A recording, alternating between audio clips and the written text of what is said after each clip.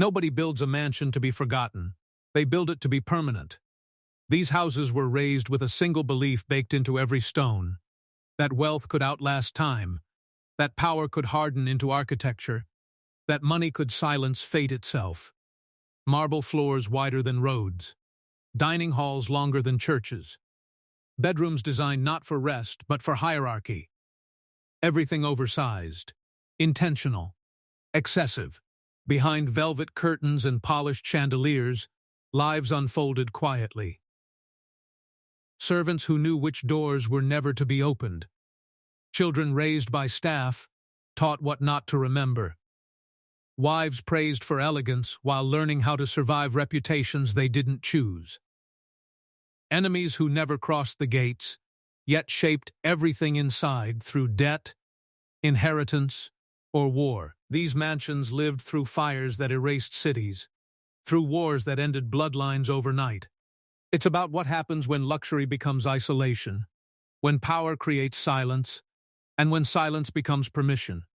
Because once wealth grows large enough, truth stops circulating. Staff whisper instead of speak. Children observe instead of ask. And cruelty doesn't need to be loud, it only needs time. You'll notice something as these stories unfold. Each mansion begins perfectly balanced. The staff loyal, the family intact, the future secure. Then one small shift breaks the system. A servant overhears the wrong conversation. A child sees something they were never meant to understand. A wife realizes the house protects everyone except her. A visitor enters and doesn't leave the same way. That story maybe rely on ghosts. It doesn't need exaggeration. It works because it feels possible. These are luxurious dark mansions. 5 mansions. 5 sealed worlds. Each one more confident than the last. Each one more fragile than it appears. We begin with the first. A house so certain of its power that it never imagined danger could come from inside its own walls. That's what every report said. When local police were finally called in, witnesses described the same thing. Not a noise, not a scream, but a gap. A stretch of hours where something should have happened, and didn't. Lights were on. Staff was present. The house was awake, but something inside it was missing. When investigators reviewed the records, one pattern kept repeating. Whenever something went wrong, it happened very loathsome manner. A servant vanished without explanation. A child was murdered and found in jungle. They called the fur an accident. But someone stood there in the darkness, tears of rage in their eyes, and deliberately struck the match that stole innocent lives and turned dreams to ashes. That's why these cases were never solved properly. Not because there was no evidence, but because the houses were too important. Tonight's investigation covers 5 mansions, each one documented. What connects them can be superstition. It can be control. 2 servants disappeared in a single night. By morning, their rooms were empty. Their names removed from payroll. The head of the household claimed they had never worked there. The 3rd mansion changed everything. That's the 3rd mansion in our list, so let's begin with more intense story of Mansion 1. When authorities pushed further, they discovered a sealed section of the West Wing, locked from the inside, with no record of construction approval. What was found there never made it into the papers. And once you understand that case, you'll never look at the others the same way again. These mansions fracture from the inside. These are poisoned slowly by inheritance, jealousy, or silence.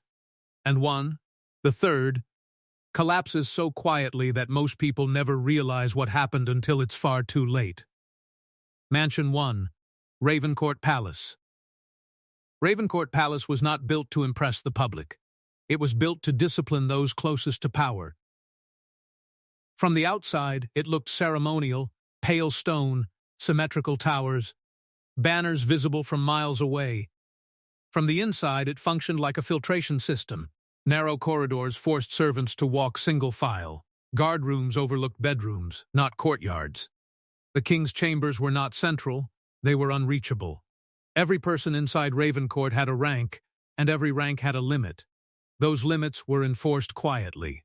The palace housed the king, his family, court officials, tutors, guards, scribes, cooks, cleaners, and messengers. But no one ever stayed long enough to feel safe, except those who understood the rules, and those who broke them didn't leave. Prince Adrian was the king's second son. He was not raised to rule. He was raised to observe. While the eldest son was trained publicly, ceremonies, military inspections, formal councils, Adrian was educated privately. He studied finance, foreign treaties, and internal correspondence. His role was advisory, invisible, useful. And that was the problem. By 19, Adrian had access to sealed rooms where documents were stored before being archived or destroyed. He began noticing discrepancies, missing seals, altered dates, agreements that favored rivals while being presented as victories. He spoke first to a court scribe. The scribe resigned the next day. He spoke to a senior advisor. The advisor was reassigned to a distant province and never returned. Finally, Adrian spoke to the king's private secretary, a man who had survived 4 decades inside Ravencourt by never asking why. That night, Adrian was summoned to the Red Study, a room reserved for confidential discussions between power and obedience. No servants were present. No guards recorded the meeting. Prince Adrian never returned to his chambers. The official statement released 3 days later claimed the prince had departed on a diplomatic preparation journey. No destination was named. No entourage listed. No correspondence followed. But staff noticed something else. Meals continued to be prepared for one fewer person. Immediately, without confusion. Adrian's books were removed from the library overnight, and a narrow staircase near the western tower was closed permanently. Those who worked near it said they heard pacing at night for weeks afterward. Then nothing. Head steward Marcus Vale had served Ravencourt for 27 years. He knew which hallways were ceremonial and which ones mattered. He knew which doors were symbolic and which ones should never be opened. And he knew Prince Adrian had not left. Marcus's job was not loyalty to people. It was loyalty to continuity. But when continuity requires lies, someone has to carry them. Marcus was instructed to supervise a late-night relocation within the palace, the transfer of materials from the western tower to the lower archive level. No inventory was listed. No assistance assigned. He refused. Not openly. Not dramatically. He delayed. Asked for written authorization. That was enough. The next morning, Marcus was found in the servants' washroom with his throat crushed, as if someone had used their forearm, not a blade. The palace declared it a fall, but servants knew better. Falls don't erase records. Marcus's employment history vanished from palace logs within hours. His living quarters were stripped. His family was expelled before sunset. Guards escorted them without explanation. And one more thing changed. From that day forward, no servant was ever assigned alone near the western tower again. Ravencourt adjusted. It always did. By the end of that year, the palace was quieter. The king's eldest son began appearing alone at events once shared with his brothers. Advisors spoke less freely. Servants learned to lower their eyes earlier. The structure had tightened. And then came the final incident. The one that forced the palace to act too late. By the winter that followed Prince Adrian's disappearance, Ravencourt Palace had entered its most stable phase. No arguments. No resignations. No public disturbances. From the outside, the court appeared disciplined, efficient, loyal, orderly. Inside, fear had become procedural. And that is when the youngest child noticed something was wrong. Princess Elowen was 8 years old. She was not educated in politics. She was not allowed in council rooms. She spent most of her days between lessons, supervised walks, and quiet meals designed to keep her invisible. That's why no one paid attention when she started asking questions. She asked why Prince Adrian's chair was still polished every morning. She asked why the Western Tower was never opened. She asked why the king no longer walked the southern corridor at night. Her tutors redirected her. Her governess warned her. Her mother, already ill, told her to be quiet. Elowen listened. Children always do. One evening, Elowen wandered into the lower gallery, a space servants used to cross between wings when no formal events were scheduled. She was not stopped. Guards didn't expect a child to understand what she might hear. Behind a partially closed door, voices were raised. The king, his eldest son, and a senior court advisor. Elowen didn't understand every word, but she understood enough. She heard Adrian's name. She heard the word containment. She heard the phrase before it spreads. That night she cried uncontrollably. The next morning she refused food. By evening, she asked to leave the palace. The request was denied. 2 days later, Elowen disappeared. Elowen was last seen walking near the inner gardens just before dusk. A servant reported seeing her near the eastern gate, the one that opened toward the jungle beyond palace land. The report was dismissed. Children wandered. Children returned. The alarm was not raised until the next morning.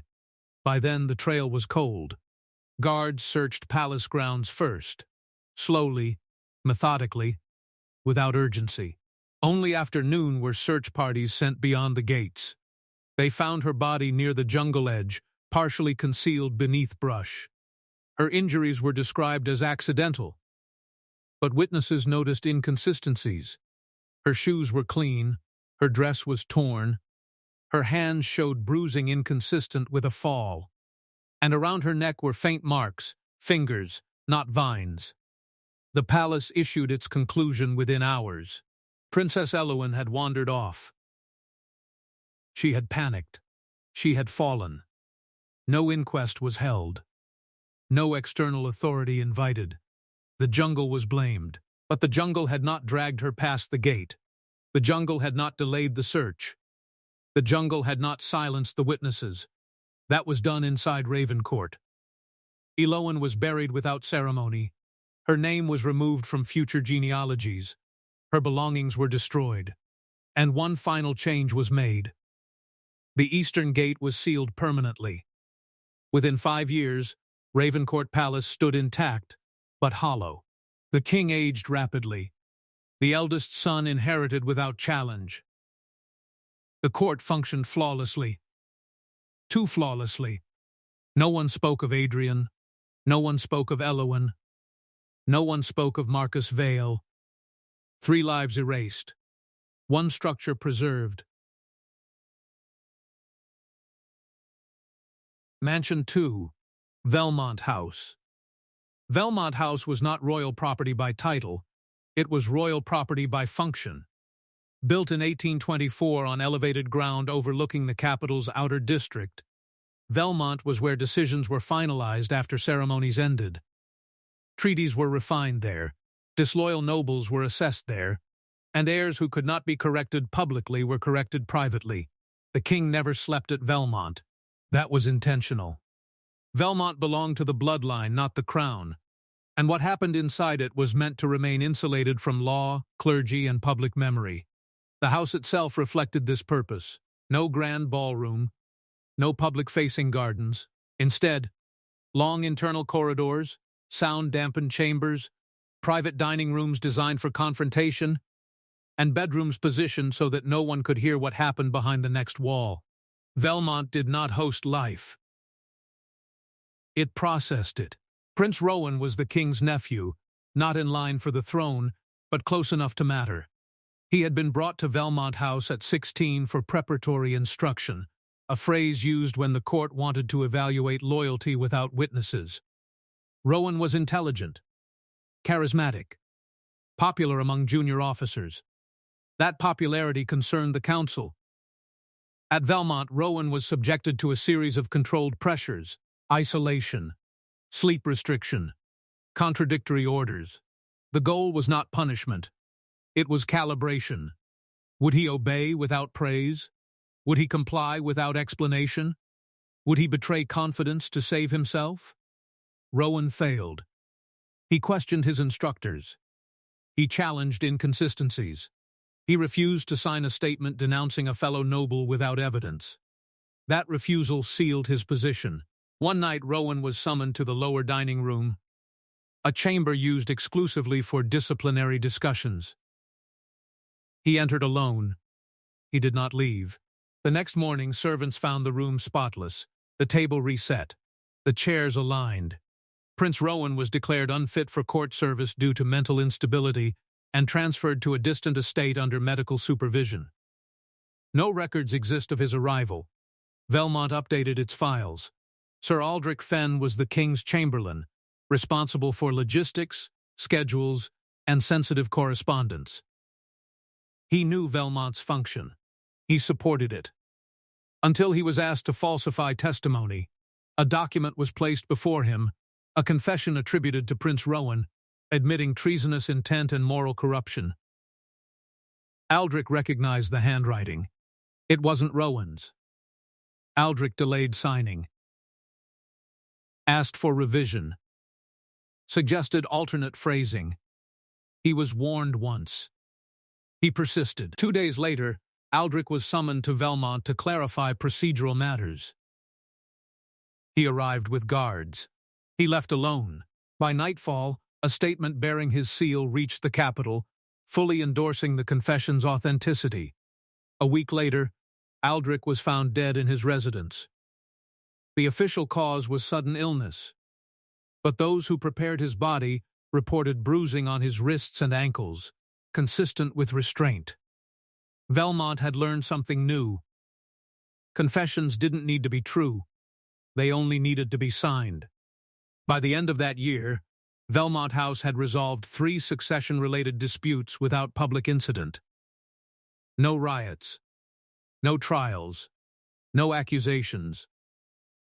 From the outside, stability had improved. Inside, something else was happening. The king's younger son had begun requesting access to Velmont, not as a subject, as a participant. By the time the king's younger son entered Velmont House, the building had already proven its value. Disputes were settled. Threats were neutralized. Reputations were corrected. Nothing about Velmont appeared violent, and that was its greatest strength. The king understood this. That is why he sent his son. Prince Caldus was never meant to inherit the throne. He was the second son, educated, disciplined, observant. He had watched his older brother receive public admiration while he was assigned silence and study. Caldus did not resent this. He wanted to understand it. At 21, Caldus formally requested access to Velmont House under the pretense of administrative education. The king approved immediately. Velmont's senior overseers were instructed to treat him not as royalty, but as staff. This was deliberate. Caldus observed interrogations conducted without raised voices. He watched nobles sign documents they did not believe in. He sat through nights where men were deprived of sleep, until compliance became reflex. At first, he said nothing. Then he began asking questions. Not moral questions. Procedural ones. What happens if someone refuses entirely? How far can pressure go before it becomes visible? How do you ensure silence after release? Velmont answered by demonstration. A junior court official, low rank, but well-connected, was brought to Velmont for reorientation. His offense was minor, unauthorized correspondence with a foreign envoy. The case was not dangerous. That's why Caldus was allowed to observe. The official was placed in the inner chamber, a room without windows, designed to amplify sound inward rather than outward. The process was meant to last 1 night. It lasted 3. By the second night, the official was no longer coherent. By the third, he was no longer responsive. Caldus ordered the process stopped. For the first time, Velmont hesitated. The overseers reminded him that authority required completion, not mercy. Caldus insisted. The chamber was opened. The official was dead. No record was made. No announcement issued. The body was removed before sunrise and buried under a false name beyond the capital. Caldus did not sleep afterward. 2 weeks later, Caldus demanded to review Velmont's internal architecture, not the public halls, the hidden ones. He was shown corridors not marked on plans, rooms designed without ornament, spaces where no sound escaped. One room disturbed him more than the rest. A narrow chamber, recently sealed. No furniture. Marks on the walls, fingernails, not tools. When Caldus asked who had been held there, no one answered. That night, he confronted the overseer directly. He threatened exposure. Velmont responded the only way it knew how. Prince Caldus fell ill suddenly. Not violently, gradually. He lost coordination. His speech slowed, his memory fragmented. Physicians diagnosed exhaustion. He was removed from Velmont immediately and returned to the palace, where his condition worsened. Within a month, Caldus could no longer write his name. The king ordered his care transferred to a private residence outside the capital. No visitors were permitted. Caldus lived another 7 years. He never spoke again. Velmont House continued operating for decades. Prince Rowan was never seen. Sir Aldrich Fenn's confession remained official. Prince Caldus was erased from political memory while still alive. The king ruled uninterrupted, and Velmont remained what it had always been, not a place of violence, but a place where resistance ended quietly. Velmont House did not kill openly. It corrected. And when even a prince learned too much, Velmont adjusted its methods. Mansion 3, Blackwater Estate. Blackwater Estate was completed in 1886, carved into a stretch of land most maps left intentionally blank. Dense forest on 3 sides. A shallow river on the 4th. The nearest village sat far enough away that screams would never travel. The house was built for permanence, stone thicker than necessary. Doors reinforced with iron hidden beneath carved wood. Windows tall enough to watch the land, narrow enough to prevent escape. Blackwater did not welcome visitors. It absorbed them. At its height, the estate employed over 40 servants, most recruited from distant towns, so family interference was impossible. Contracts were verbal. Wages were paid in cash. Records were kept internally and altered often. The children of the house were raised separately from the staff quarters. They ate in silence. They were taught obedience before literacy. And they learned early that certain questions were dangerous. The first incident was officially recorded as an accident. It wasn't. The boy's name was Edmund Hale, age 9. He was the second son of the estate's owner, and therefore disposable. On the morning of May 3, 1892, Edmund was reported missing during breakfast. His chair was empty, his plate untouched. No one raised an alarm until nearly an hour later, because children were expected to be unseen. Servants were questioned first. One claimed to have seen Edmund near the East Gardens the night before, arguing with his older brother. Another said the boy had been crying near the servants' staircase after overhearing a conversation he was never meant to hear. By noon, a search party was organized, not out of concern, but urgency, because by sunset, Edmund's body was found deep in the forest, far beyond the estate's boundaries. His injuries were not consistent with a fall. His skull showed blunt force trauma. His hands were burned, as if he had tried to shield himself from flame. The official report blamed a disorientation incident followed by exposure. But servants whispered a different version. They said Edmund had seen something inside the house, something involving documents, debts, and a woman who was not his mother. They said he had threatened to tell his governess. That night a fire was lit in the west hearth, out of season. The boy was taken into the woods before dawn. The person who struck the match was never named, but the one who cried afterward was heard by half the staff. Her name was Margaret Elsie. She worked linen service. Quiet, observant, trusted. Margaret had helped wash Edmund's clothes the morning after his disappearance. She noticed blood beneath the cuffs.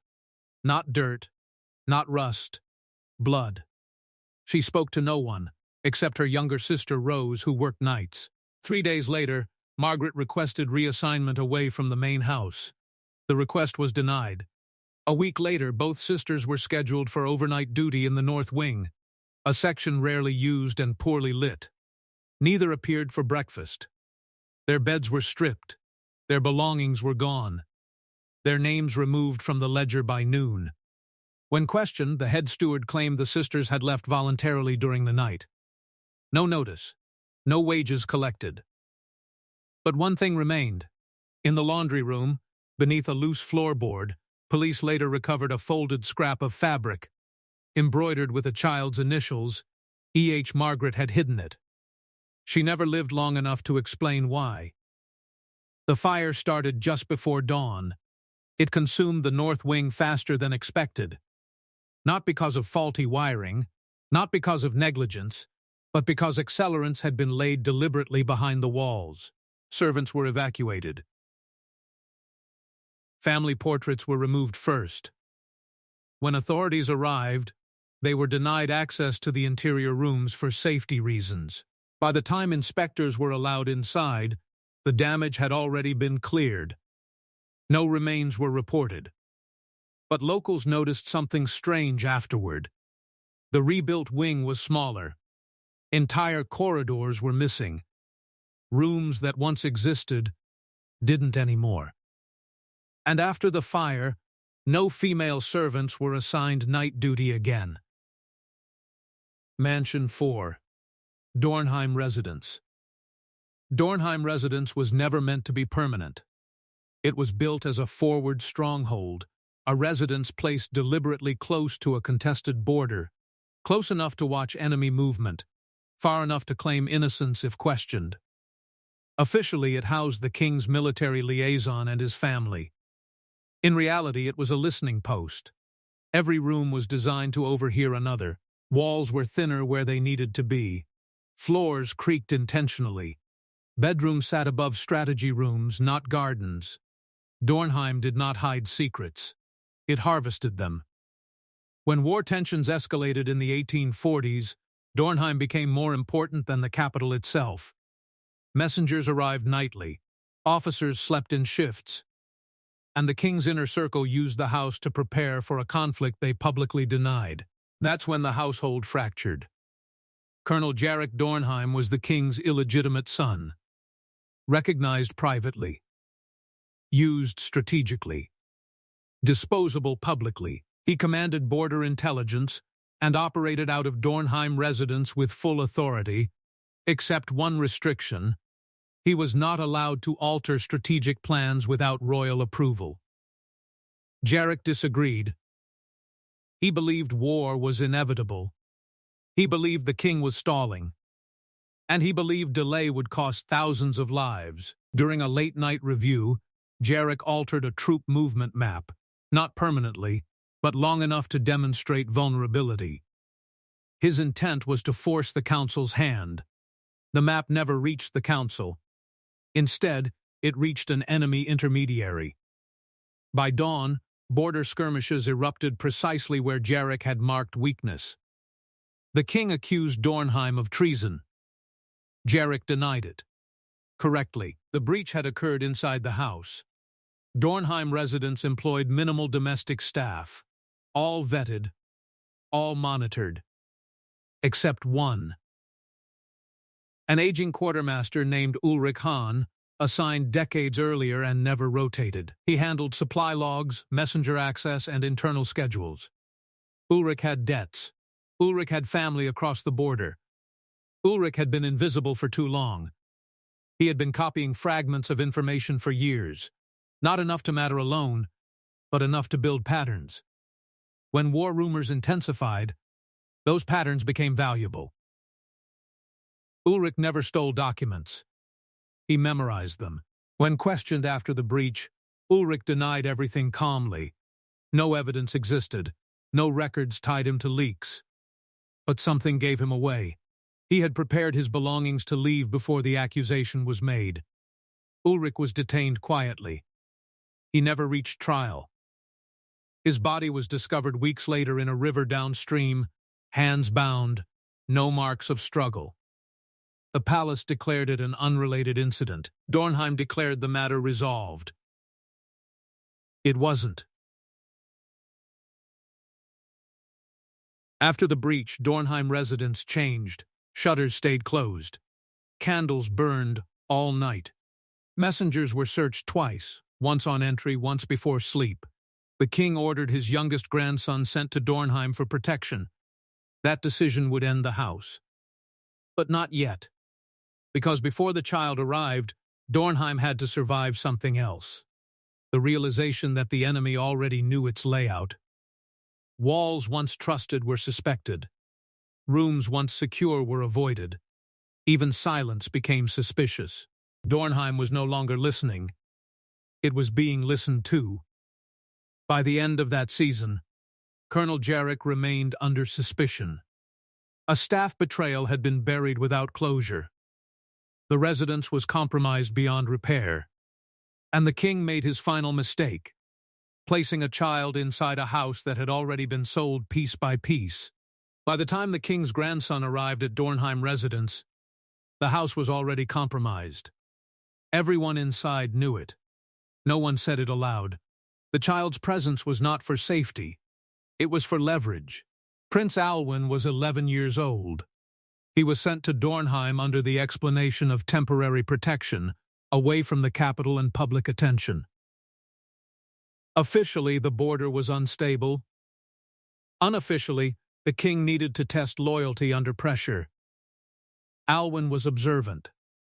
He listened more than he spoke. And he noticed things adults assumed a child would ignore.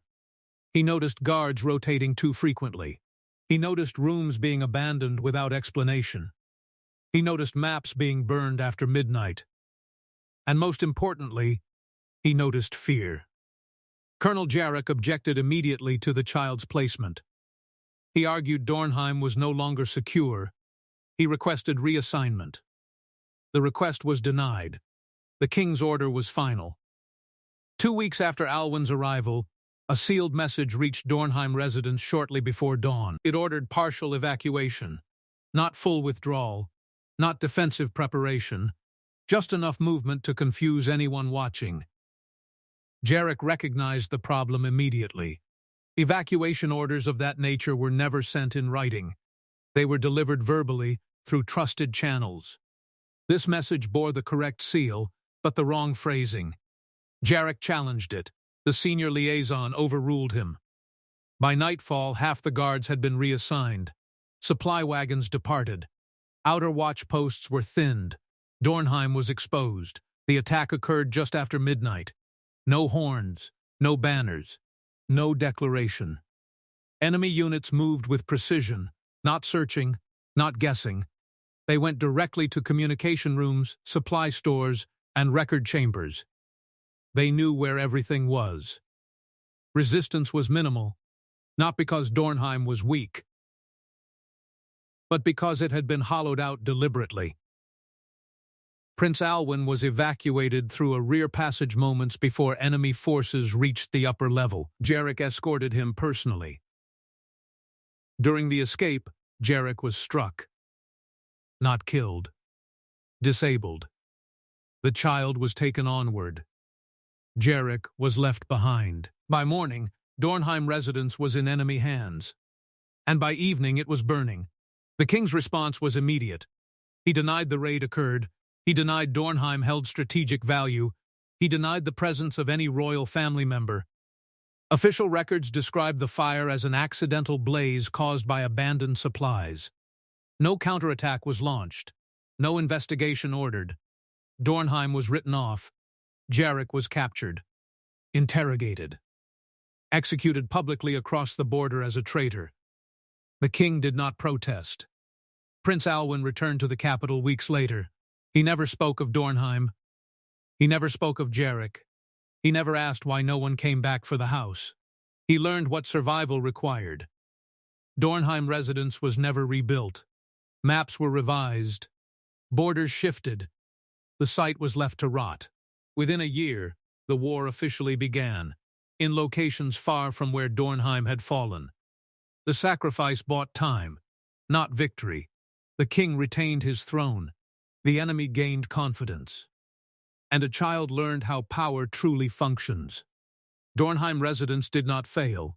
It was offered, given to the enemy in exchange for silence, delay, and deniability.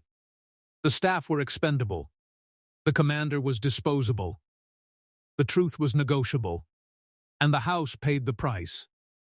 Because when power feels threatened from the outside, it doesn't fortify, it sacrifices. Mansion 5, Eldervale Manor. Eldervale Manor was built to survive generations, not symbolically, literally. The stone was quarried from 3 regions to prevent dependence on any one supply line. The accounts funding it were diversified across banks that did not share records. Even the servants were recruited from families that had served the bloodline for decades. This was not paranoia. This was experience. The family that owned Eldervale did not rule by crown or decree. They ruled through debt, marriage contracts, and control of food routes. Kings consulted them. Princes borrowed from them. Wars slowed when their wagons stopped moving. Eldervale Manor was where agreements were finalized after ceremonies ended. The head of the house, Lord Marius Calder, believed one thing above all else. Nothing destroys a dynasty faster than emotion. That belief shaped the manor. Children were raised separately from parents. Spouses slept in different wings. Meals were scheduled, not shared. Affection was treated as a weakness that could be exploited. For decades it worked, until the heir refused to disappear. Julian Calder was not the firstborn. He was the third. That made him dangerous. Unlike his older siblings, Julian was not groomed for visibility. He was educated quietly, trained to read ledgers, track shipments, and audit accounts that spanned continents. He understood the family's power better than anyone his age, and he understood something else. The accounts were bleeding, not collapsing, bleeding slowly. Small losses hidden across hundreds of entries. Debts masked as investments, obligations deferred, not resolved. Julian brought this to the family council. He expected correction. Instead, he encountered resistance. The elders dismissed him, the stewards avoided him, and Lord Marius told him, calmly, that stability required appearances, not accuracy. Julian refused to back down. He began meeting privately with junior accountants. He started reorganizing records.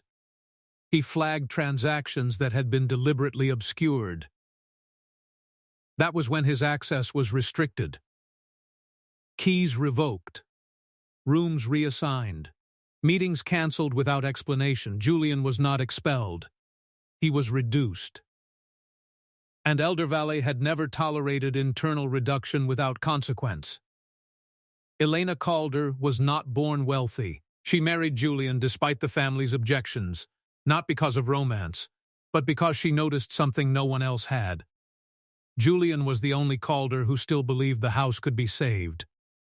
Elena observed quietly. She noticed which rooms were used only when numbers were discussed. She noticed which staff members avoided eye contact during audits.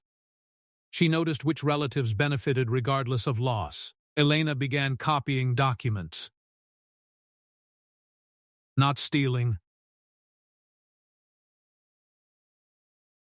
Not destroying. Preserving. When Lord Marius discovered this, he did not confront her. He confronted Julian.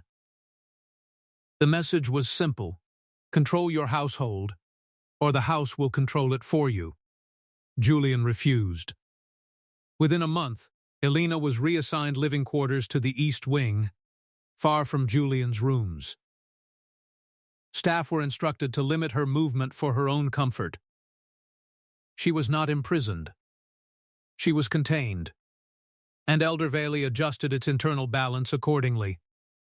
By the end of that year, 3 things had happened. Julian had lost access to the family vaults. Elena had lost access to correspondence.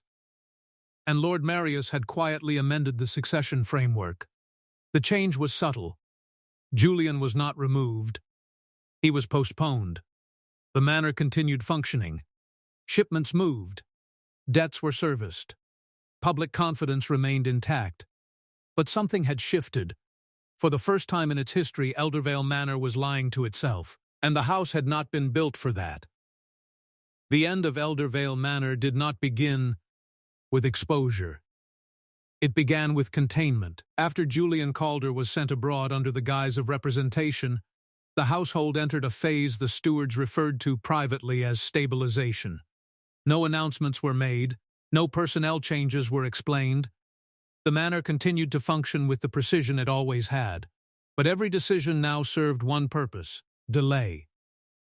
Beneath the west wing of Eldervale Manor lay a chamber that predated the house itself. It had been built when the family still operated from fortified estates, when honesty in accounting was necessary for survival rather than reputation. The room had no ornamentation, no insignia, no record in construction logs. It existed only as a contingency, a place where truth could be stored until it was safe to use. Over generations, it became something else. A liability. Julian discovered the archive during his final months at Eldervale. A structural inconsistency led him to a concealed passage behind a wine storage wall.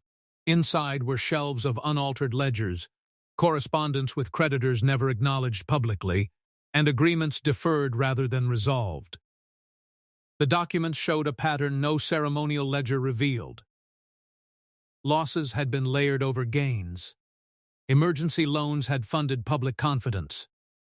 Entire branches of the family's influence were being propped up by delayed collapse. Eldervale was solvent only because no one had demanded honesty yet. Julian copied nothing. He memorized.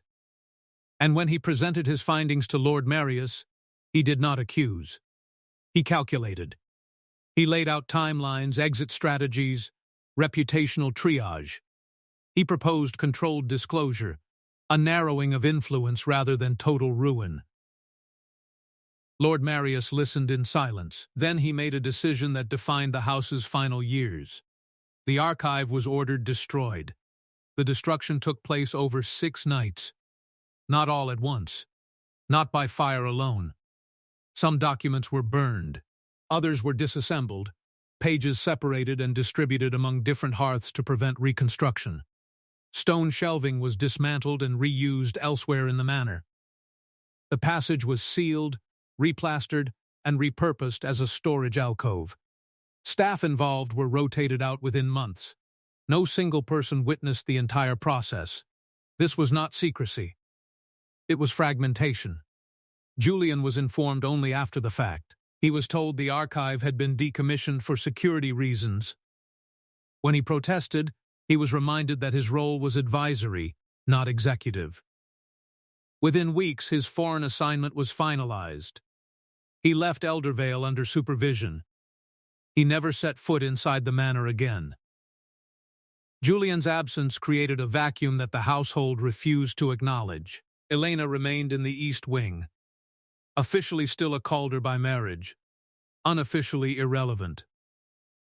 Her correspondence privileges were reduced further. Invitations ceased. Meetings she once attended were rescheduled without notice. She waited for word from Julian. Letters arrived sporadically at first, heavily delayed, carefully worded, devoid of detail. Then they stopped altogether. Elena requested clarification from the stewards. She received reassurance, not information. Months passed. Then a year. Elena realized something the house had not intended to reveal. Julian had not been removed for defiance.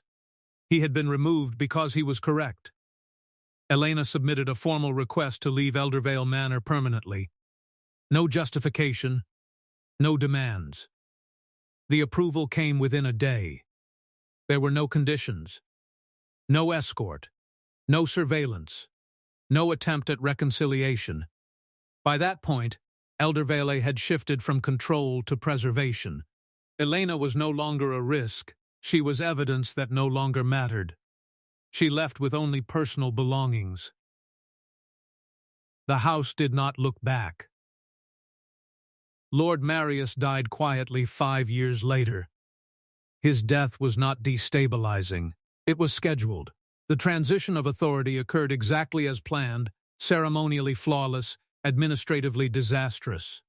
Within months, successor stewards encountered obligations that no longer aligned. Payments overlapped. Creditors compared notes. Routes once exclusive closed simultaneously. What had been survivable when hidden became fatal when synchronized. There was no single blow, just accumulation. Eldervale's influence diminished publicly before it collapsed privately. By the time liquidation was announced, the house's authority had already evaporated.